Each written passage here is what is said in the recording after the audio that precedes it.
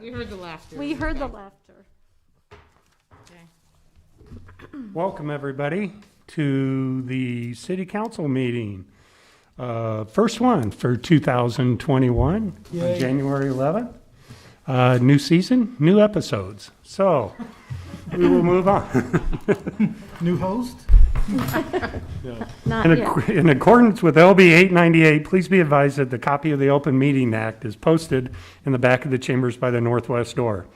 Let us all rise for the Pledge of Allegiance, followed by a brief moment of silence. I pledge allegiance to the flag of the United States of America and to the republic for which it stands, one nation, under God, indivisible, with liberty and justice for all.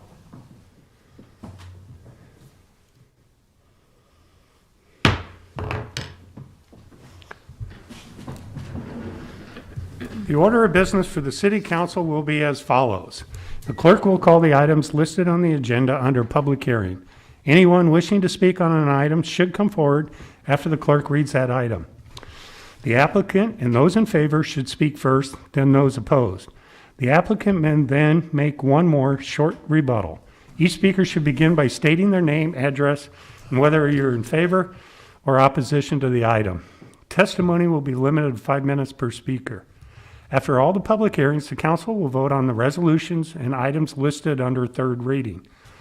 And on the second and last Mondays of the month, which is today, immediately prior to adjournment, anyone may speak on any issue not on the agenda for that date nor planned for a future agenda.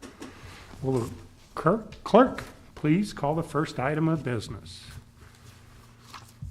Okay, quick announcement. Due to the Martin Luther King Jr. holiday, City Council will not meet on Monday, January 18th, 2021. The first item on our agenda is our consent agenda, sections 1 and 2. Is there anybody who would like to come forward for sections 1 and 2? Sure, we have a few people that are come forward. I saw Brittany Yeah, Hodges. they're Okay. Carrie are both there. So I'm John Carlson with the Mayor's Office, and I'm just here on that item, Citizens Police Advisory Board. And as you know, we have 2 seats that are open, and the mayor has pleased to send forward nominations of both Carrie Herrera and Brittany Hodges-Bolkovec, and she believes they'll be great additions to the board. And both candidates are here and would like to come up and introduce themselves. Okay. Yay.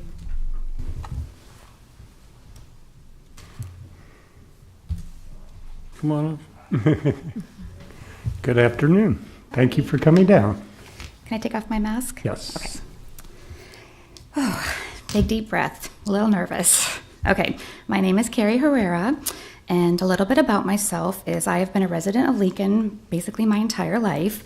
I've attended grade school, junior high, Lincoln Northeast, and on to UNL.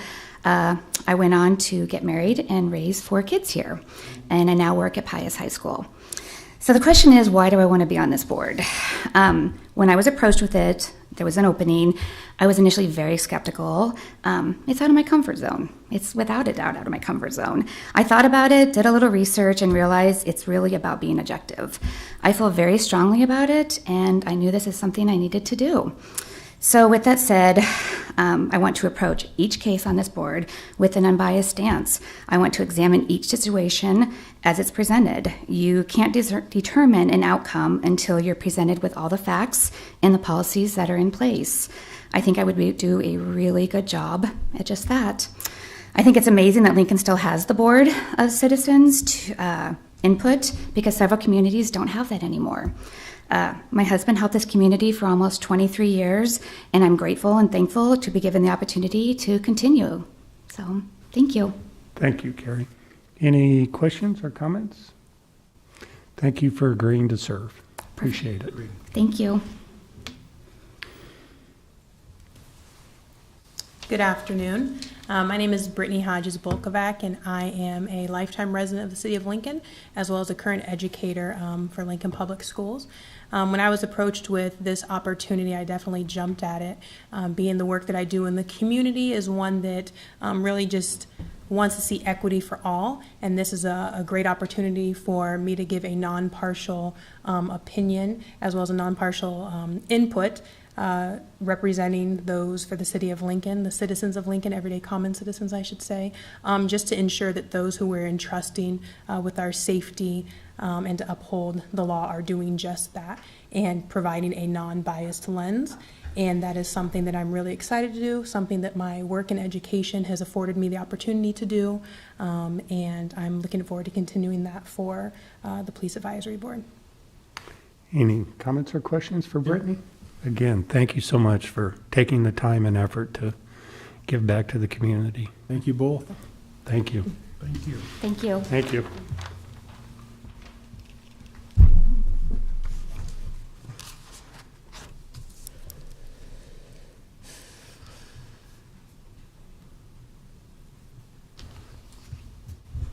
Hello, my name is Robert Way. I live at 7120 Adams Street. I wanted to come forward briefly to express my delight and appreciation for those who have come forward to serve. I'm always impressed with those who volunteer their time for the city. It really, to me, speaks to how we all come together to make this city better. That there's a lot of different aspects, and I think that we're strengthened every time we have a different voice who has a position to contribute, because we all are going to have, in a city this big, and though a lot of times Lincoln feels like a small town, it's pretty big at this point. It's good that we have that many voices and that many places for official input. I'd also like to take a moment to express that I'm specifically very happy that this board is got such excellent people on it. I think it's a very valuable part of making sure our government is both just and responsive. And I'd just like to thank the council and the mayor's office for their work. Thank you. Any comments or questions for Mr. Way? Seeing none, thank you for coming down. Next.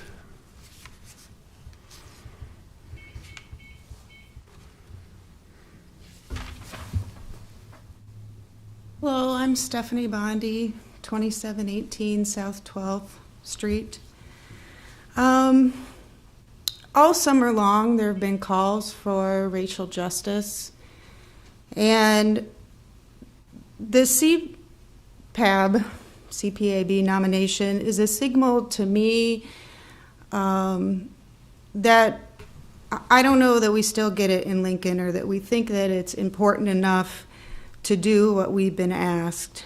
The ACLU has said that the city of Lincoln, with regards to racial justice, is doing the bare minimum, and I agree with that. I feel like we're riding the fence about protecting our most vulnerable community members. Police are vulnerable, and I don't know Mrs. Herrera. I didn't know Investigator Herrera. Our police are vulnerable, and I believe that they're being protected. The Police Advisory Board is set up to be citizens, to represent the most vulnerable, to question the police, and the police already have a lot of power in this process. They have their representation through the police department and the police union, and this is really about power. Like we saw in Washington, D.C. last week, this is about who has power to be in what spaces, who has power to decide who can be an attacker. It's about who is allowed to live, who is shut or shot down immediately. It is about who is held accountable, or who is allowed to go home and have another meal with their family. Right now, the Citizens Police Advisory Board has some investigative responsibilities that involve with talking with police who were involved in the incidents and talking with other police representatives. This process involves making repeat reports to the police, and then the police decide, not the Police Advisory Board. The police already have support to protect each other. They have the police union to protect them. we can't keep doing the minimum. We can't keep playing both sides. In this case, again, I don't know Mrs. Herrera, and I did hear her statement that she is going to be objective and hear both sides, and I don't know her individually, but to see that the police union has put her forward, recommending her as a nomination, and her being on the payroll of the police, it leaves me with questions about how that impartiality is possible. There's plenty of people who've met with the mayor and perhaps the city council over the past several months advocating more protections of most vulnerable in the public. And so I want us to take this lesson from events in DC that it's about power, and we can't continue to do the minimum and leave that power dynamic where it is, where the police and the police union control discipline and oversight for LPD. That is the role for a separate group of people. So we're not asking for the citizens to be given all the control and power. We're asking that there is a balance of power. The balance of power is already in the policing system, and we need a separate, more powerful group in the Citizens Police Advisory Board. I ask that Carrie Herrera, who was supported by the police union, is receiving police benefits, not be appointed to the CPAB, and to balance that power by adding someone who has been an advocate for the most vulnerable in our community already. Brittany is a good example of that. Folks on the Black Clergy of Lincoln group or other people from Hold Cops Accountable. And please pick a side of the fence, hopefully the side of racial justice and accountability in policing. Thank you. Thank you. Any questions, thoughts? Thank you for coming down. Appreciate it. Anybody else like to come forward on items 1 or items 2?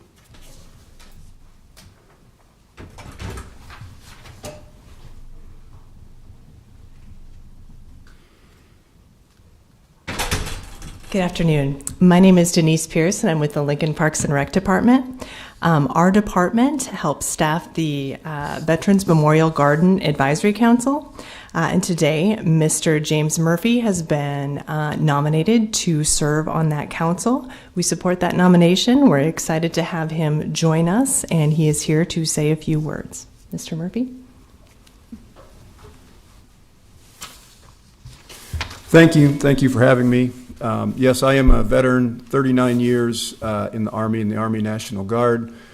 The last 2 years I spent in Washington, D.C., and as part of that was able to observe the memorials back there and feel like I have a little bit of some expertise as far as because I went out there without my family, so I was able to observe, go around and visit all of the memorials, and really enjoyed that. I'm a part of historian also. I think that'll help out. But mostly, I came here to Lincoln out of college, stayed here for the last 40 years, and was on a bike ride just last summer, and stopped by the Memorial Garden. Was just it was a hidden gem I didn't know about. I was favorably impressed. Talked to Colonel Finneran, who's a friend of mine, also on the board, and he suggested that I become a member, and I'm thrilled to try and do that. Thank you. Anybody have any questions or comments? Thank you so much for willing to serve and help us on this. Appreciate it. All right, thank you. Is there anybody else that'd like to come forward on items 1A through H or 2A through C? Nobody else back there? Okay. We can move on to the votes on the consent agenda. Item 1A is reappointing Melissa Wilkerson to the Veterans Memorial Garden Advisory Council for a term to expire November 1st, 2023, introduced by Bowers. So moved. Second. Been moved and seconded by Councilperson Raybold. Any comments or questions? Please call the roll. Ward, Yes. Washington, Yes. Bowers, Yes. Schob, Yes. Christensen, Yes. Raybold, Yes. McGinnis. Yes. Motion carried 7-0. Item 1B is reappointing Vance, Barrens, and James Lane to the Building Code Board of Appeals for terms to expire April 1st, 2023, introduced by Bowers. So moved. Second. Been moved and seconded by Councilperson Washington. Any comments, questions? Please call a roll. Schob, Yes. Christensen, Yes. Rabel, Yes. Bowers, Yes. Ward, Yes. Washington, Yes. McGinnis. Yes. Motion carried 7-0. Item 1C is appointing James Murphy to the Veterans Memorial Garden Advisory Council for a term to expire November 1st, 2023, introduced by Bowers. So moved. Second. Been moved and seconded by Councilperson Christensen. Any comments, questions? Please call the roll. Rabel, Yes. Ward, Yes. Schob, Yes. Bowers, Yes. Washington, Yes. Christensen, Yes. McGinnis. Yes. Motion carried 7-0. Item 1D is appointing Carrie Herrera and Brittany Hodges Bolkovec to the Citizens Police Advisory Board for terms to expire January 11th, 2024, introduced by Bowers. So moved. Second. Been moved and seconded by Councilperson Christensen. Any comments or questions? Hearing none, let's call the roll. Christensen, Yes. Schob, Yes. Bowers, Yes. Washington, Yes. Ward, Yes. Raybold, Yes. McGinnis. Yes. Motion carried 7-0. Item 1E is approving Northwest Pizzeria, Inc., doing business as, Delicioso Pizzeria as a Keno satellite located at 3001 Northwest 12th Street, introduced by Bowers. So moved. Second. Been moved and seconded by Councilperson Christensen. Any comments or questions? Seeing none, please call the roll. Schob, Yes. Raybold, Yes. Christensen, Yes. Bowers, Yes. Ward, Yes. Washington, Yes. McGinnis. Yes. Motion carried 7-0. Item 1F is Investment Activity Report for quarter ending November 30th, 2020, introduced by Christensen. So moved. Second. Seconded by Councilperson Washington. Any comments or questions? Okay, please call the roll. Washington, Yes. Bowers, Yes. Raybold, Yes. Christensen, Yes. Ward, Yes. Schob, Yes. McGinnis. Yes. Motion carried 7-0. Item 2A, introduced by Christensen. So moved. Second. Been moved and seconded by Councilperson Raybold. Any comments or questions? Seeing none, please call the roll. Christensen, Yes. Ward, Yes. Bowers, Yes. Washington, Yes. Schob, Raybold, Yes. McGinnis. Yes. Motion carried 7-0. Testing. Yeah. Just wondering if you're still alive down there. Yeah. Technology betrayed me. Okay, let's move on to our public hearing liquor resolutions. I'll be calling items 4A and 4B together. Application of Little Sun East LLC, doing business as the Watering Hole East, for a Class C liquor license, and the related manager application of Clayton M. Cowan, located at 8300 Northwoods Drive. Is there anybody who'd like to come forward on this item? Seeing none, let's move on. Item 4C is application of Hub Cafe LLC, doing business as Hub Cafe, to expand its Class IK liquor license for additional outdoor areas measuring approximately 60 feet by 30 feet and approximately 14 feet by 16 feet at 250 North 21st Street, Suites 1 and 3. Yes. Where's Doug? Dittman, I presume. You can leave it on or off, it's up to you. You. I'm Doug Dittman, thank you. I have Hub Cafe, I'm the owner of Hub Cafe at 250 North 21st Street. And we've been very grateful for the outdoor dining program that you set up. A lot of folks have utilized it, and now before the outdoor goes away, we would like to have a permanent outdoor area on the south of the Trail Center and on the entry door to the cafe, and extend our liquor license to those areas. Sounds good. Any questions or comments? I don't have a question, but I have a comment, Mr. Chairman. Sure. Mr. Dittman, good afternoon and welcome. Yes. I'm glad that it's worked out for you. I had an opportunity to come past the Hub Cafe a couple times this summer to see how well it was doing for you outdoors. Mm-hmm. I'm glad you were able to make that work. Yes, thank you so much. Yes, thank you for being able to survive. Got a question for you though, real quick, and maybe it's for Denise. Yeah. But this is Parks Ground, correct? Yes, correct. Okay, are you leasing it, or? Denise it's a land lease, isn't it, Denise? It's a Yes, land thank lease? you. Denise Pierce with Lincoln Parks and Rec. It is City of Lincoln-owned property, and there is a long-term ground lease with the condo association, of which the Hub Cafe is a member. Okay.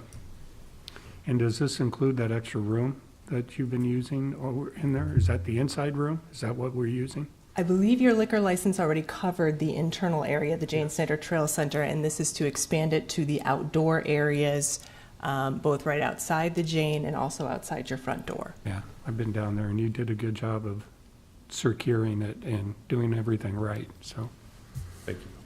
Thank you. okay? Thank you. Is there anybody else who'd like to come forward and speak on this item? Yay. Mr. Chair, Yes, I move approval of items 4A, B, and C. Second? been moved and seconded by Councilperson Raybold. Any other comments or questions? Seeing none, please call the roll. Raybold? Yes. Christensen? Yes. Schob? Yes. Washington? Yes. Bowers? Yes. Ward? Yes. McGinnis? Yes. Motion carried 7-0. Okay, public hearing on Resolution 5A. Item 5A is accepting and approving the report of new and pending claims against the city for December 1st through December 15th, 2020. Anybody would like to come forward to speak on this item? Anybody back there? Okay. Seeing none, let's move on. We can vote on this item. Okay. Item 5A, accepting and approving the report of new and pending claims against the city for December 1st through December 15th, 2020, introduced by Bowers. So moved. Second? Been moved and seconded by Councilperson Ward. Any comments or questions? Seeing none, please call the roll. Ward? Yes. Bowers?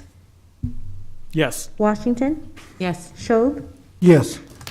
Christensen? Yes. Raybold? Yes. McGinnis? Yes. Motion carried 7-0.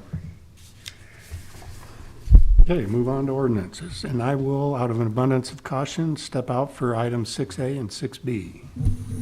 And hand the gavel over to Mr. Bowers. Thank you so much. Okay, next item on the agenda. Item 6A is annexation 20012, application of Matador LLC to annex approximately 21.45 acres of property generally located at South 94th and Van Dorn Streets. Introduced by Washington. So moved. Second? Introduced by Councilwoman Washington, seconded by Councilwoman Raybold. Is there any discussion? Seeing none, I would ask for a roll call vote. Raybold? Yes. Washington? Yes. Ward? Yes. Schob? Yes. Christensen? Yes. Bowers? Yes. Motion carried 6-0. Item 6B is change of zone 17030C, application of Matador LLC for a change from AG Agriculture District to R3 PUD Planned Unit Development for expansion of an existing PUD and associated waivers on property generally located at South 94th and Van Dorn Streets, introduced by Washington. So moved. Second? Introduced by Councilwoman Washington, seconded by Councilwoman Ward. Is there any discussion? This is another good thing. Thank you. Councilwoman Raybold. I'd like to make a motion to amend number 1. Okay. Can we get a second for discussion? Second. And it's a substitute ordinance with changes that are shown on page 3 and 4. And it is to correct language and make consistent with accepted conditions. That was introduced by Councilwoman Raybold, seconded by Councilwoman Washington. Does anyone have any discussion on this item? Seeing none, let's ask for a roll call vote, please. Calling the vote for the motion to amend. Washington. Yes. Raybold. Yes. Schob. Yes. Ward. Yes. Christensen. Yes. Bowers. Yes. Motion carried 6-0. Now on to the main motion. Any further discussion? Seeing none, I would ask for a roll call vote, please. Washington. Yes. Schob. Yes. Christensen. Yes. Raybold. Yes. Ward. Yes. Bowers. Yes. Motion carried 6-0. And we will invite our council chair back. Thank you, Councilman Schob.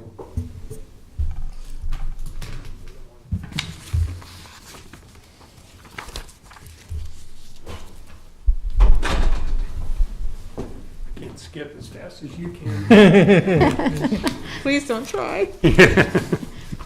All over into Councilperson Ward. Okay, we're on 6C. Yes. Item 6C is change of zone 20033, application of Linda and Tori Ann Nielsen and LA Real Estate LLC for change from R4 Residential District to R6 Residential District on property generally located at 2300, 2310, and 2330 Y Street, introduced by Washington. So moved. Second? Been moved and seconded by Councilperson Ward. Any other comments or questions? Seeing none, let's call the roll. Ward, Yes. Christensen, Yes. Raybold, Yes. Schob, Yes. Bowers, Yes. Washington, Yes. McGinnis. Yes. Motion carried 7-0. Item 6D is approving a development and conditional zoning agreement between City and LA Real Estate LLC to allow construction of a multifamily housing on the property generally located at 2300, 2310, and 2330 Y Street, introduced by Washington. So moved. Second. Been moved and seconded by Councilperson Christensen. Any comments or questions? This is a good thing. I'm glad they're able to put some more housing in our inner core on this lot. So wish them the best. Please call the roll. Raybold, Yes. Schob, Yes. Christensen, Yes. Bowers, Yes. Washington, Yes. Ward, Yes. McGinnis. Yes. Motion carried 7-0. Okay. Resolutions first readings are items 7A through 7F. I'd like to make a motion to place on pending, no date certain, item 7F, which is 21R-9. Second? Been moved and seconded that we put 7F on pending, no date certain. Any discussions? Yes, Councilperson Raybold. Well, I have to be honest with you all. I was certainly very surprised to see a resolution like this brought before us. My very first thought was, really, what alternative universe could you possibly be living in? This was the very, very first Christmas that I haven't been with one or both my children, and now it's been my first Christmas away from my little granddaughter. Why? Because Nebraska was considered a severe outbreak state. My son and daughter-in-law couldn't travel from Chicago because my daughter-in-law, who is an attorney, would have to quarantine upon return. She had court hearings that very last week in December. This same scene of not being with families was playing out all across our city, our state, and our country. Our exhausted healthcare providers were spending their holidays not with their families either, but with our loved ones, keeping them alive. Introducing a resolution or change in ordinance should be a very thoughtful, deliberative process, studying the facts, doing the research, working with your colleagues, and getting their input. This resolution before us has done none of that. Talk about the lack of transparency. I move that we delay this issue until a time when we are actually returning to some normalcy that is proven by data and science. Most importantly, real leadership means you do your homework, you listen to the experts, you look at the facts and follow science. Real leadership means you make difficult decisions with the goal and solemn vow of protecting the public during these challenging times. We all must listen to our constituents without a doubt, but we must enact sound policies that help them get through these difficult times. We must demonstrate courage and tell our constituents the truth, particularly during these very divisive times when we know folks are intentionally misinformed and misled by their very own elected officials. As elected officials, we need to dial down the tensions we see in our community, not foment them. As a businesswoman, I look at the facts and numbers. If not, it is a dereliction of my duty in making sound fiscal decisions. Resolutions and ordinances all have fiscal consequences that need to be considered. Apparently, this resolution before us didn't even review that. Here is what we are seeing on the national level. The United States just last week set a record for daily reported deaths during this pandemic. Death rates are up 43%. The number of daily deaths in the United States was a record 4,112 last week. That's more than the lives we lost during September 11th. Last 14 days, we saw a 34% increase in positive cases, breaking all-time records. The first time ever that there was over 300,000 positive cases. Hospitalizations are up 11%. Yesterday, the numbers show that there are zero states and territories whose numbers are going down. The number of states and territories going up in positivity rates are 51. There's a new variant of the virus that is sought to be more transmissible. Great Britain is currently in lockdown because of their concerns. Tragically, just last week, we saw a deadly insurrection, domestic terrorism in our nation's capital. Are we willing to jeopardize federal funding that allows our first responders to do their job in protecting the public? Now is certainly not the appropriate time to end our state of emergency. I know my colleagues will also discuss the detrimental fiscal impacts and the local data and how a misinformed action such as this can harm our city and community. Thank you. Councilperson Washington, then we'll go with you. Okay. Thank you, Mr. Chairman. My fellow councilwoman, Jane Raybould, talked about the health issues here, but I'm concerned for a fiscal reason and some procedural. But 10 months ago, the mayor she called all of us individually to inform us of her intention to issue an emergency declaration, and she asked for our support, explaining the necessity of the declaration and setting Lincoln up to receive emergency funding should the impacts of the pandemic on public health and the economy become more serious. The council, as is our responsibility, ratified the emergency declaration by unanimous consent. And the city's declaration of emergency came just days after the governor issued the state of emergency on March 13th. I'm not discounting the health reasons for the declaration, but fiscally, the declaration puts us in line and keeps us open and available to accept federal and state emergency funds. In the months following the declaration, the city of Lincoln showed itself to be prepared and resilient. In just the area of housing alone, Lincoln's emergency status put us in place to receive over $3 million in federal and state COVID relief in 2020. And as the mayor announced at the start of the directors meeting about an hour and a half ago, we are in really good place to receive millions upon millions of more dollars in just that same area of housing. These dollars have helped our residents pay their rent and utilities. It helped to house the homeless so that they even had a chance to survive the pandemic. These millions of dollars provided child care services to healthcare workers that we so desperately need and made it able for them to continue to go to work and protect our loved ones. The city has used these monies to purchase PPE to protect the health and lives of our frontline healthcare workers, the daycare workers, first responders, and essential city staff in every department. We've been able to help over 800 residents stay housed and secure because we were in place to receive COVID relief monies. Besides the HUD funding in 2020, we've received over $4 million in health funding, $8.9 million for police, $1 million for 911 emergency communications, and we're still awaiting $9.5 million for general fund expenditures related to fire and EMS. We are poised to receive a substantial amount of funding from the most recent COVID relief package passed by Congress and signed by the President at the end of December. With that funding, we stand in a good place, ready to help more families in Lincoln. Now is not the time to pull back. I don't see these needs diminishing in the next few months.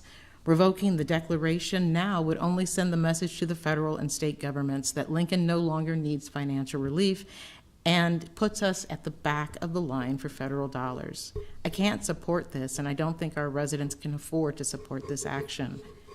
My colleague, Councilman Christensen, is right to feel good about the vaccine, but the vaccine doesn't signify the end of the pandemic.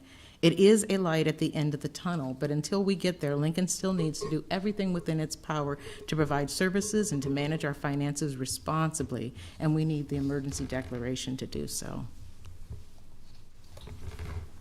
Well, first of all, I believe that it was fully appropriate for the council to extend the state of emergency beyond the 3 days permitted by the charter when this first began. It's interesting, the mayor's office has since stated recently that the mayor has yet to use the emergency powers that were granted then. The DHMs that have been in place and will continue to be in place as they evolve,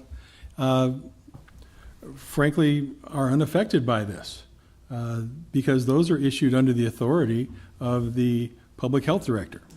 Part of what my next proposal would be is to have 60 to 90-day extensions of the emergency powers. And then that would allow us regular reviews of what the situation is, how those emergency powers are being used, and what an end date would look like. While I appreciate the fact that you're trying to do this today, I think that having no public hearing where the public can participate and no public debate is a disservice and a lack of transparency and accountability on the part of the council if we were to pass this removal from the agenda. Yes, Councilperson Moore? No. Councilperson. I am in support of placing Councilman Christensen's resolution to end the emergency declaration to pending no date certain. Roger Ryman was the 42nd Lincolnite who had died due to COVID-19. Roger grew up in Lincoln and spent his summers working on a ranch that his great-grandfather homesteaded. He had 3 children, a gift for telling stories, enjoyed playing poker, coached high school basketball, and was a man of faith. 36 hours after testing positive, he passed away. Roger is not just another statistic. He is a neighbor and one of the constituents that we are charged with protecting. Ethel Fairchild was another Lincolnite who passed away due to COVID-19. She was from Chicago, but married someone from Nebraska that brought her to our great state. She spent her career as a kindergarten teacher, loved gardening, loved her family, and taught others to always see the good in people. When I spoke with her family, they shared how her death has impacted their lives. In the month of December, 74 Lincolnites were lost due to COVID-19. 74 more stories similar to Mr. Ryman and Mrs. Fairchild. The stories and the data do not say that we are out of this global health threat. In December, we had 6,000 positive cases, 99 people were hospitalized, and our positivity rate was 33.1%, and we continue to remain in the red zone. I would like to address both the intended goal and the real outcome that this resolution would have. Councilman Christensen stated that he would like to listen to any requests for directed health measures and decide whether merit measures are warranted. And I have concerns about the willingness and judgment to end an emergency declaration and intentionally slow down our response to a global pandemic when the data and stories are clear. It was stated that we should have more transparency in this process. But this data and these stories and the experts at the health department have been readily available to answer any questions or concerns that we have. In fact, they present to us weekly, giving us a direct formal opportunity. Not one of us has been shut out from the collaborative process in protecting our city. If the data and constituent stories aren't enough, I would like to point to what those on the front line are saying. 2 weeks ago, an article was published about our local healthcare professionals. Nurses on the front line saying, you hear a lot of stuff about regular people who don't understand what's going on here or do not have family members who are affected. They don't see how bad it truly is. Our nurses, physicians, chaplains, and social workers are saying it's wearying and it definitely takes a toll. They were sharing stories of loved ones saying goodbye over FaceTime and Zoom, with medical staff holding the hands of dying patients because higher levels of government have been unable to respond to COVID-19. Lincoln has had a positive impact on our state, and we cannot throw away our successes. This resolution does not add transparency, and it does not add collaboration. What it does is it cuts off first responders from being able to obtain personal protective equipment, as Councilwoman Washington spoke on earlier. It does not put our city first, it does not put our constituents first, and it does not put our first responders first. If the data, constituent stories, and the reality of this ordinance isn't able to table this discussion, then let me share my own. My mother recently went to an urgent care center because she was experiencing arm pain, and after her examination, they recommended she go to an emergency room by ambulance. Lincoln Fire and Rescue showed up within minutes and provided excellent professional and compassionate care. Lincoln Fire and Rescue took her to Bryan East, and their medical team went to work stabilizing her condition and eventually transferring her to a progressive care unit. The Urgent Care Center, Lincoln Fire and Rescue, and Bryan East all have had staff that interacted with my mother by running tests, providing medication and treatment, and giving her love and attention that maintained her dignity and kept her in good spirits. For that, I could not be more thankful. Each of these essential workers put themselves and their families at risk to care for a complete stranger that is the most important person in the world to me. That is why I will continue to defend the emergency declaration to keep not only our community members safe, but also the essential workers that have no other option than to be on the front lines. I'll continue to do everything in my power to protect those who did everything in their power to protect my mother, and I would invite you to join me by tabling this resolution. Thank you, Mr. Chair. I want to thank my colleagues for what they've said to this point and just reiterate a couple of other things. And to Councilman Christensen's concern about the public hearing being taken away, that would not be the case when we put this on no date certain. I assume when we do talk about it, and the time will come, that we would have the public hearing at that time. So we're not taking away that process, so please don't spread misinformation. There's enough of that going on in the world today, so I want to make that clear for those people listening or watching or listening to our meeting later. I am going to support this motion to delay this resolution, and here's why. Ending the emergency declaration, as this resolution proposes, has nothing to do with the issuing of the power of directive health measures, as the councilman said. The director of health already has this ability. We all know that. This resolution changes none of those powers, period. I also take exception to what the media reported this weekend in the newspaper about this resolution.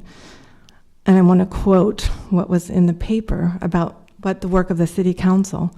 This is a quote from Councilman Christensen that said, "Mostly this has to do with the council being accountable to the public and transparent about what we're doing as a community."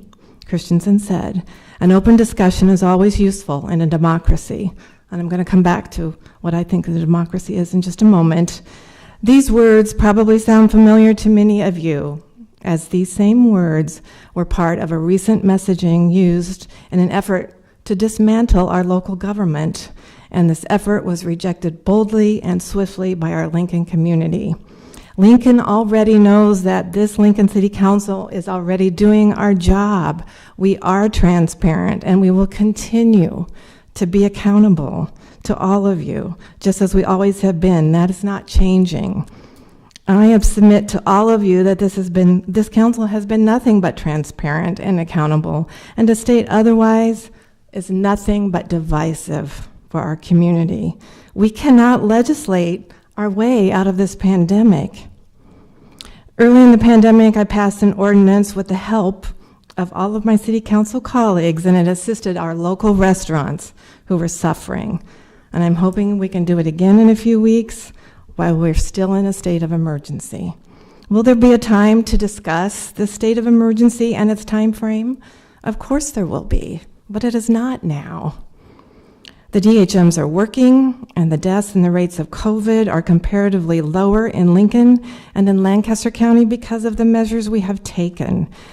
How many physicians does it take to keep telling us we're doing the right thing before it is believed and before everybody understands it's too early to end this emergency declaration? Vaccinations have begun, hope is on its way, and yet here we are today talking about ending the opportunity to end this wicked pandemic. I am stunned, quite frankly. Democracy is more fragile than it's ever been.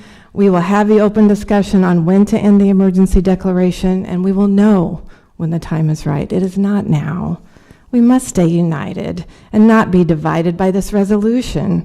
Our city, our state, and our country need to move forward, and we need to begin to heal and not be divided. We cannot afford to do otherwise, especially after a year like last year, and especially after a week like last week.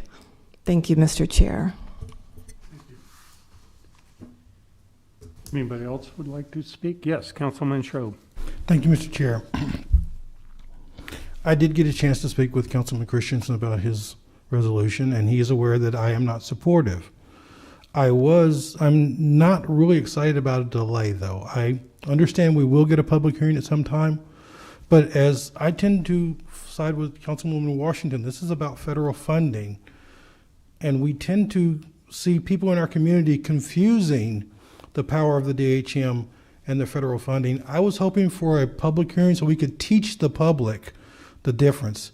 The emergency declaration doesn't affect the DHM, and most people don't understand that. They think we've given the mayor the power to issue the DHMs. And I look forward to a chance to tell the public what the emergency declaration actually does. I would like to have the public hearing. I'm not excited about delaying it. I wish we could do that next week. Maybe this tabling might have been a week premature. And so I would like us to move forward, have a public hearing, take that opportunity to teach the residents of Lincoln that what the emergency declaration does is gives us resources to help our neighbors. And hopefully we can appeal to the empathy in our community. Thank you, Mr. Chair. Yep, thank you, Councilman Schrob. My comments on this a little bit is that I'm right in the same boat with Councilman Schrob. At this point, I wasn't ready to end the emergency, but I was ready to have the discussion. There's been so many discussions about emergency aid. Even the chief of staff, or John Carlson, was saying he doesn't know if we end emergency, will we still get our aid or not? That hasn't been clear to me. So there's a lot of questions I had about what are the circumstances ending the emergency. And that was a discussion that I was hoping that we could have.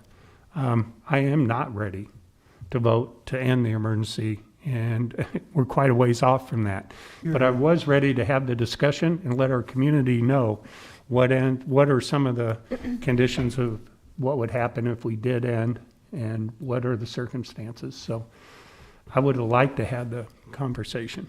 I would like to respond to that because I agree. I think that there are several folks out there who do not understand what this emergency declaration does. And it's our job as elected officials, when constituents reach out to us, to correct them of misinformation that's out there and not perpetuate it by saying things that if the mayor wants to continue imposing mandates or restrictions, they should ask the city council for the authority to do so. So I agree. We do have an obligation to help the community understand.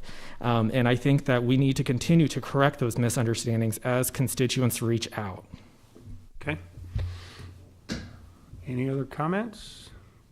Please call the roll on the... Look this way. Oh, yep.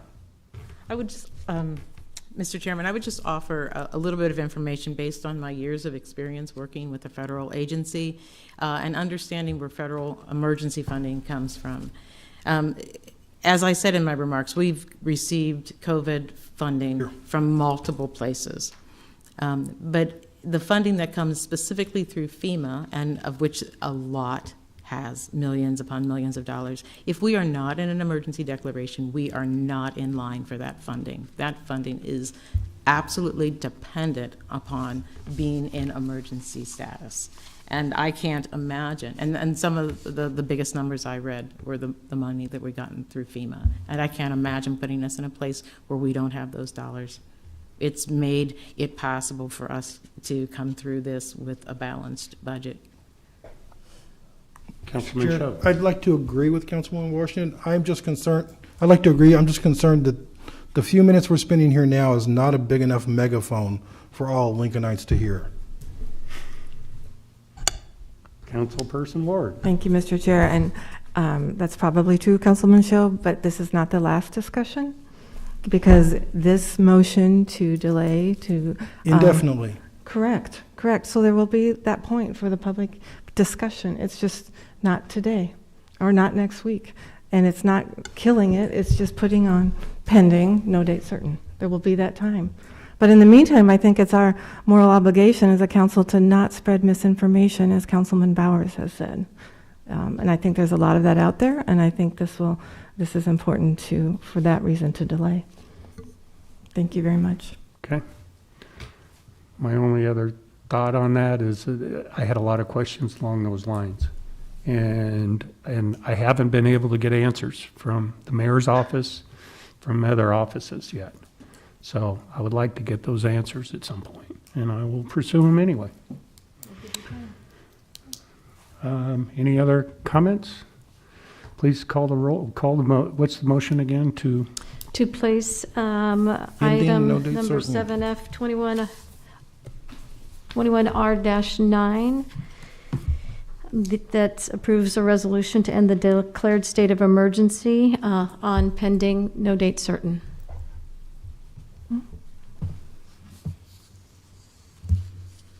Can I move forward? Yeah, go. And that was seconded, right? By It's 7F. Councilman Ward. Okay. Yes. Okay. No other comments? Please call the roll. Washington? Yes. Ward? Yes. Christensen? No. Raybold? Yes. Schob? No. Bowers? Yes. McGinnis? No. Motion carried 4-3. Thank you. Thanks, everyone. It was a good discussion.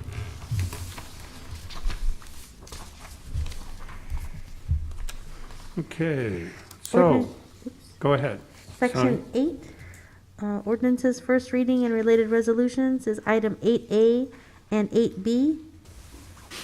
And pending list is items 9A through 9C. Okay.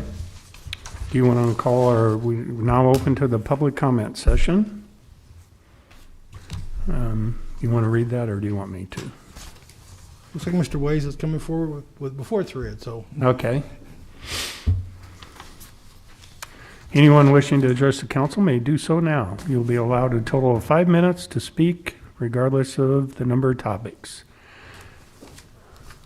And you cannot speak on anything that's on our agenda or future agendas. Or pending agenda. Or pending agenda. Hello, my name is Robert Way. My address has been entered in the record this meeting.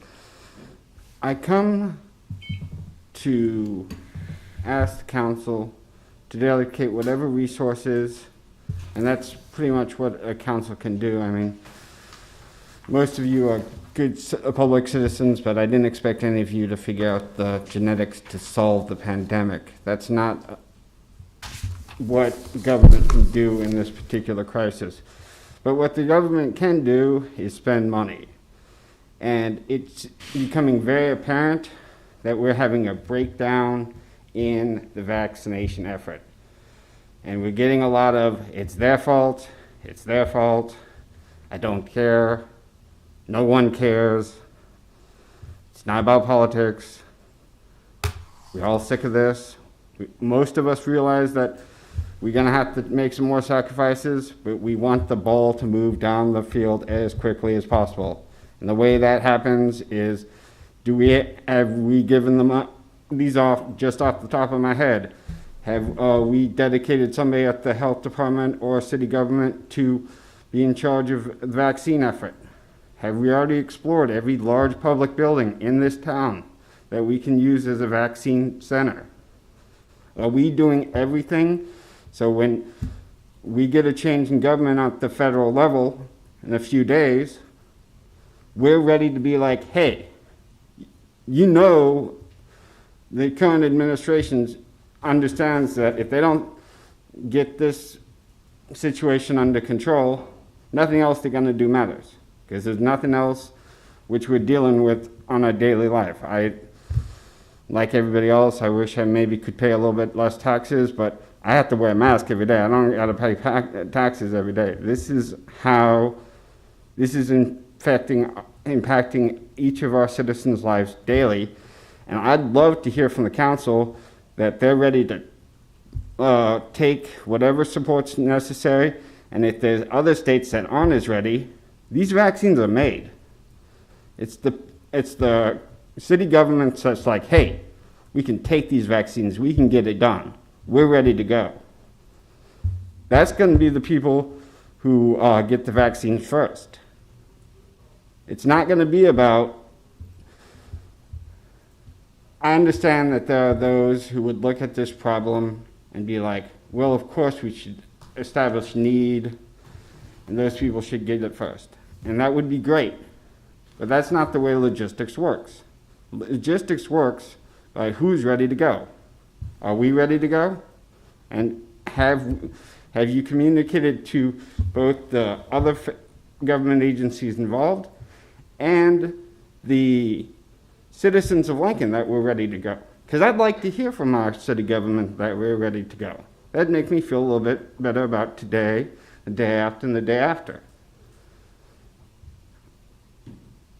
As we've entered from a medical problem to a logistics problem, I hope that the council and the mayor's department will clearly illustrate how they are going to solve that logistics problem. And I thank you for your time. Thank you, Mr. White. Is there anybody else out there that would like to come?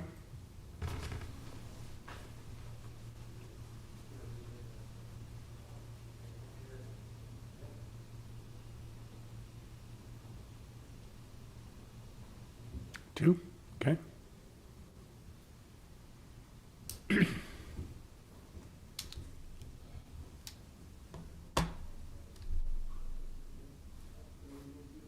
There's some pump up here at the podium.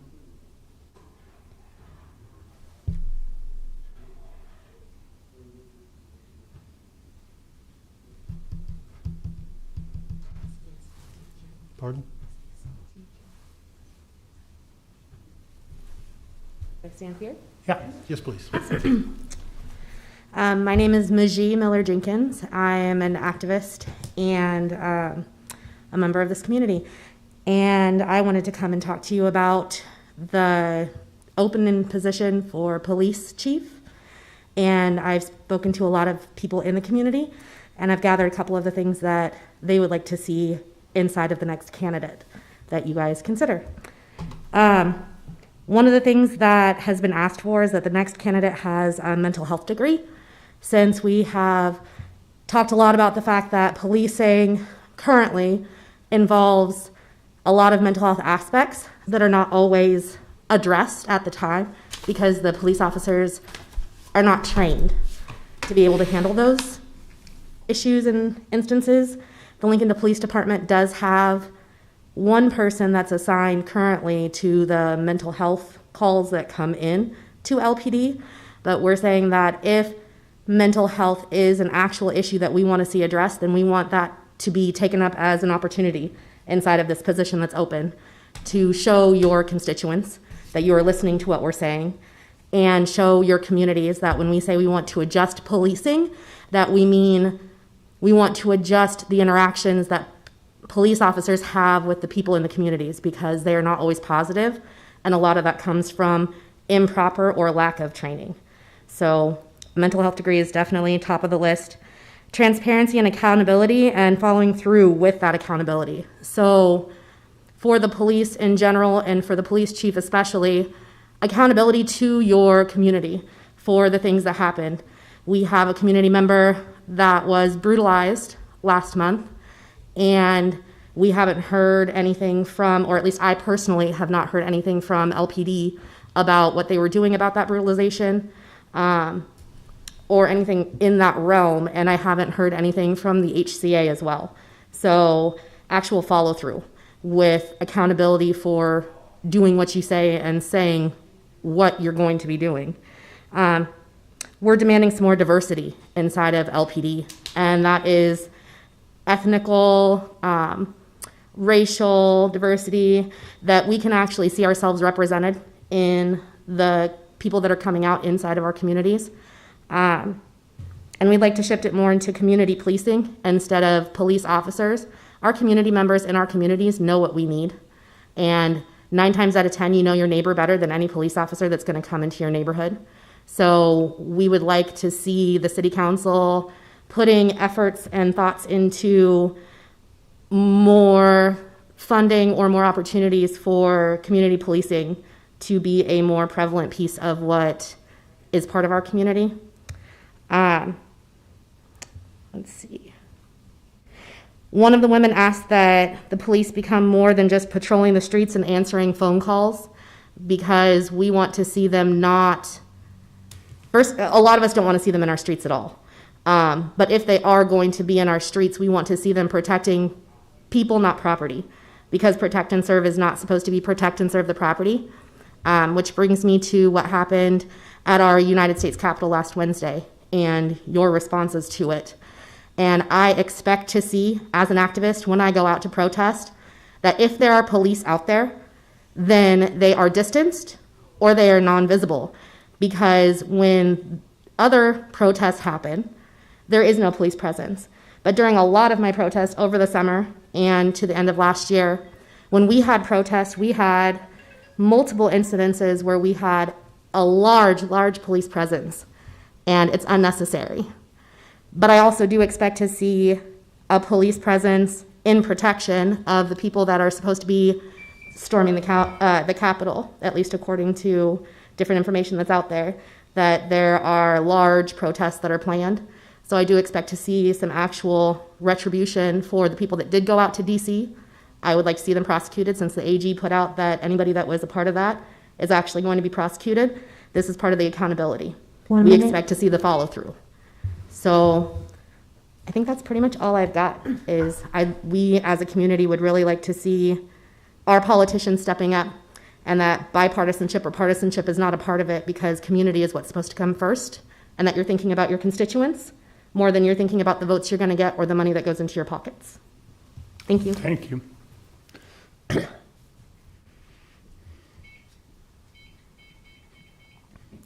We have another one? Okay.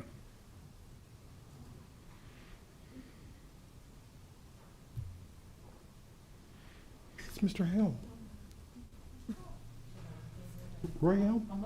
Yes. All year. Yeah.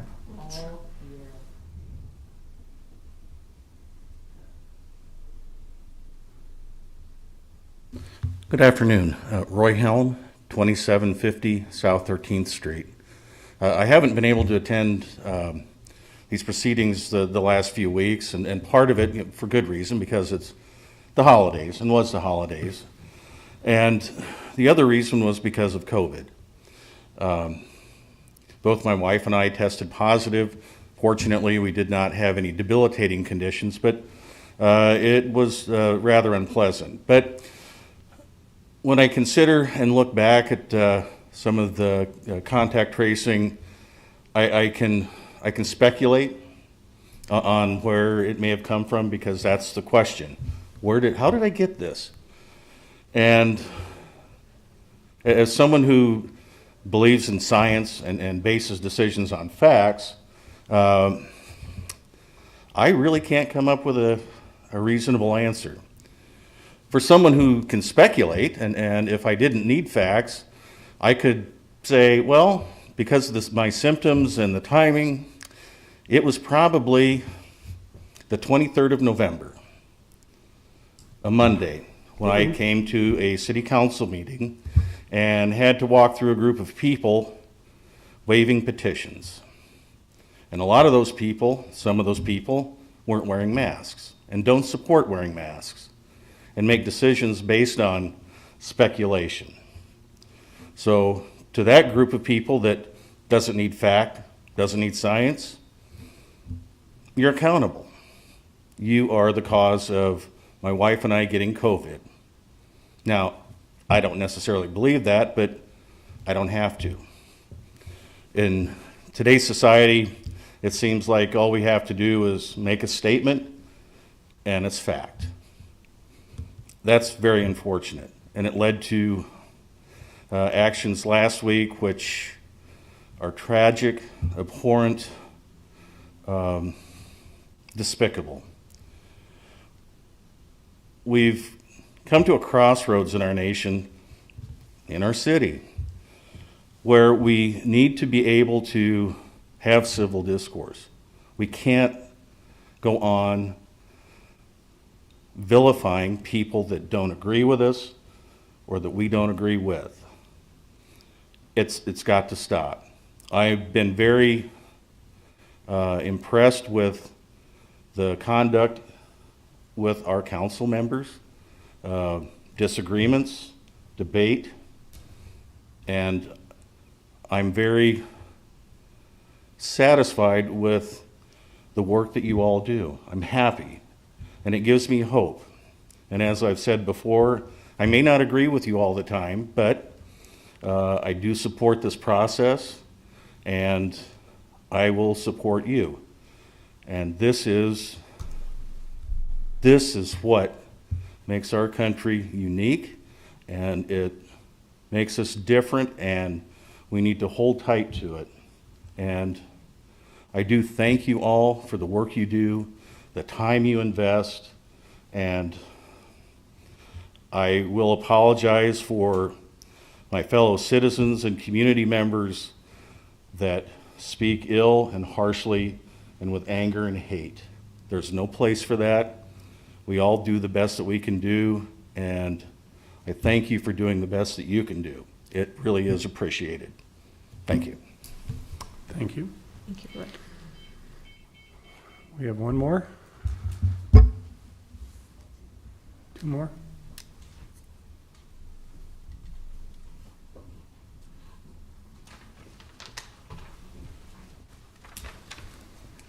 Hello. My name is Jess Parker, and the first thing I would like to discuss tonight is the appointment of Officer Herrera's widow to the Citizens Police Advisory Board. Point of order. Sorry, that was on our agenda. What? Oh, that was on the agenda? It was already part of our agenda. Okay, yeah. I just got here. Okay, so can I talk about the appointment of the new police chief, or was that an agenda? Yeah. Okay. I believe so. So the next thing I want to talk about is the appointment of the new police chief, and activist community members have been discussing this topic heavily since the announcement of Chief Blimeister's resignation. There have been many cohesive traits that the community wants to see in the next police chief, including the nominee to have a demonstrated rapport with the BIPOC community, a desire to want to further BIPOC equity and equality, someone who has shown success by recruiting and dividing and leading diverse teams, someone who understands how the training of police officers needs to change, the importance of implicit bias training, and someone who is willing to listen to the community and who prioritizes transparency. And I also just wanted to say that I hope that the people who traveled from Nebraska, from Lincoln specifically, to Washington, D.C., to participate in the Trump riots are held accountable for their intent. They were actively participating in the destruction of our nation's capital. Many people from Lincoln who attended this event, they've been interviewed through local media about their experiences. And I would like to end just by quoting Fanchong Blythe from a recent interview published in the Journal Star. When asked whether she would have attended the Trump rallies in Washington if she knew they would turn violent, Blythe said that she had no regrets. I would be back there in a heartbeat, she said. All right, thank you for your time. Thank you. Yes. I'm sorry, I wasn't able to hear the population by POP. Is that what you? The BIPOC, black interracial people. Oh, it's an acronym. Okay, thank you. I'm sorry, I hadn't heard that acronym before. Thank you. Thank you, Mr. Chair. Okay. We have another one coming. You had a similar question earlier. There's an acronym there. I did not. Good afternoon. Hello. Sorry I'm a little late. So I came to talk about policing. I'm sure that's what lots of people have been talking about today. I just wanted to talk about Camden, New Jersey. I know it's weird because it's not Lincoln, Nebraska, but they Essentially reformed the police there. So they're community-based police instead of city police. They had homicide rates from 67 in 2012, and now they're as low as 25 in 2019. I forgot to look at 2020. They disbanded their 144-year-old police force in May of 2013. The city laid off an entire police force and handed the reins to the county. However, these police were able to, they got their jobs back once they reformed it. But this also had to switch to community policing. And the police would be trained in real de-escalation techniques, given body cameras, and held account to an 18-page use of force policy that expresses reasonable force in the line of duty. It requires officers to intervene when their colleagues violate the policy. So, in cases like New York, there was a woman who was fired who was getting a police officer off of a protester, I believe it was a protester. She was fired for intervening. So in this policy, they wouldn't get fired for intervening in those cases. And the reports of excessive force have dropped by 95% since 2014. I have heard about who the next police chief might be. I think that he sounds like a great guy. I actually kind of heard a little bit about him. I know that he has training in mental health. He haven't. Oh, really? No. Oh. So I think you might be hearing a rumor. Rumors. Oh, man. Yeah, the process hasn't begun yet. Oh, okay. Never mind. Then maybe it was people telling me what they want the chief to be. Yes. Yes. But he should definitely be a part of the BIPOC community or support those in the BIPOC community. They should be a part of the community, and they should not only do what's right by law, but right as a human being.